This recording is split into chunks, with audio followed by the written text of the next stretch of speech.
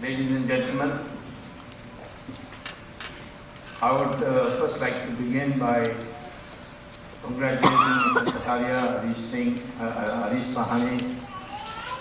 He's a Singh, all right, but has the name of Sahani. His associates, not the least his daughter, and Dr. Uma Mysukar, who has consistently supported the cause of Hindus, fought for the glory of temples, and been recently decorated in our home state, Karnataka, for her contribution to the Hindu cause. I know that dinner is awaiting, but I asked Dr. Mysukar how long I can speak. She said, as long as you want.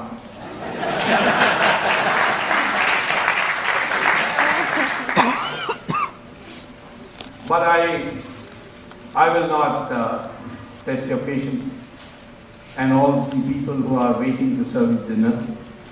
I'll try to, in a nutshell, explain the theme of what I'm going to speak and the background in which I've chosen this topic, that corruption is our main disease and Hindutva is our main cure.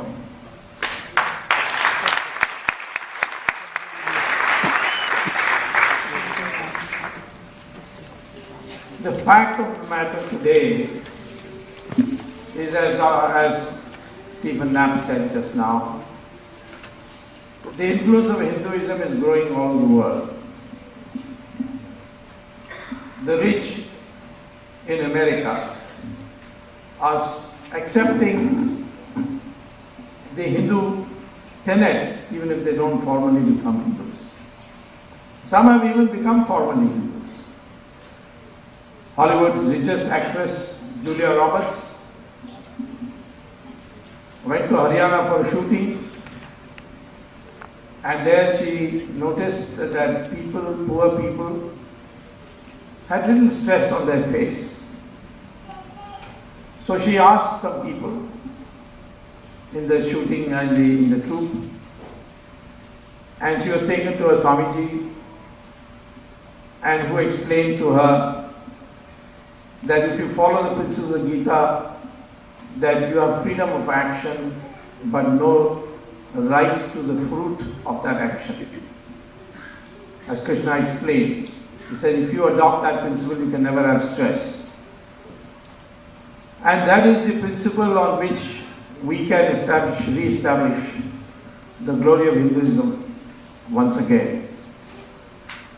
Only 600, 700 years ago, we are the world's richest country, accounting for nearly 30% of the world GDP. We are producing everything. We were the front runners in science. And people who came from abroad, like the Chinese travelers, Fasian and Yuan, people who came from Portugal, people who came from the United States, like Mark Twain, they all noticed that the one outstanding quality of an Indian was that he was honest. And their honesty was so pervading that they didn't even lock their houses when they went outside. All that is transformed because of foreign aggression, and we became weak and became one of the poorest countries in the world. Now the economic growth is increasing. We find that the ashrams of Sri Ravi Shankar, Swami Dayanand Saraswati, Ramdev, of course Sai Baba, all are filled with foreigners who are very well to do, who should have no reason to be unhappy if money was the cure for everything. But they are coming to search for the way. Recently a book by Richard Goldberg, published by Random House. The book is titled American Veda. And he describes the fascination for the rational, logically minded American for Hindu philosophy and Hindu logic. So with this growth of Hinduism's appeal, naturally those who are in competition with us in conversions, they are adopting all kinds of new methods to put India down. And we have to recognize that. No more it is the old method of fighting wars. Now it's a different way. Now it's through the mind. We are told we are not one people. We are Aryans and Dravidians. A lot of Indians have swallowed this. But the DNA does not show that. Research done at the University of Cambridge, the University of Houston, in Mysore, all show that Indians have the same DNA.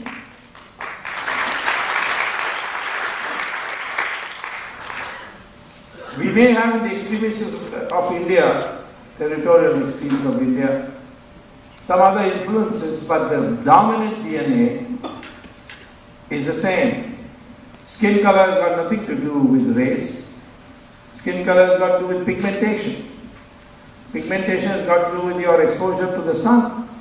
Closer to the equator, the sun's rays are direct. Michael Jackson proved it by removing the pigmentation in his skin and became a white man. But in terms of DNA, there's no difference.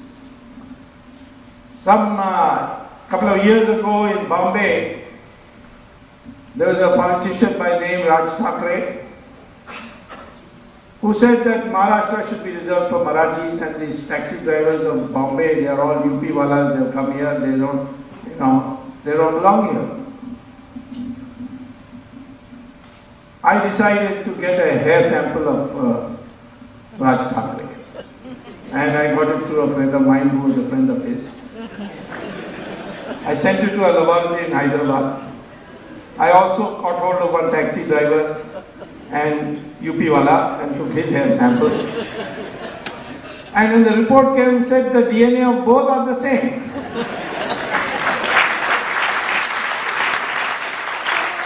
So I publicly announced that Raj Thackeray has actually come from UP. Who is he to talk about the taxi driver? He is still not contradicted. If he challenges me, ask him to come on a public platform with me and in front of everybody give me a hair sample. So this Aryan, Dravidian, linguistic difference, India is a heterogeneous country. All these are to divide us, weaken us. And then, if that's not enough, to make you defensive, so that you don't say that I'm a Hindu. See, I may be Hindu, but I do all my puja at home, but I'm secular. Now what does that mean? Hindu is secular. When we were 100% Hindu in this country, in India, the Jews came to India, we built their synagogues. And when Israel was formed, the first resolution passed in Parliament is, thank you India, you're the only country which didn't discriminate against the Jews.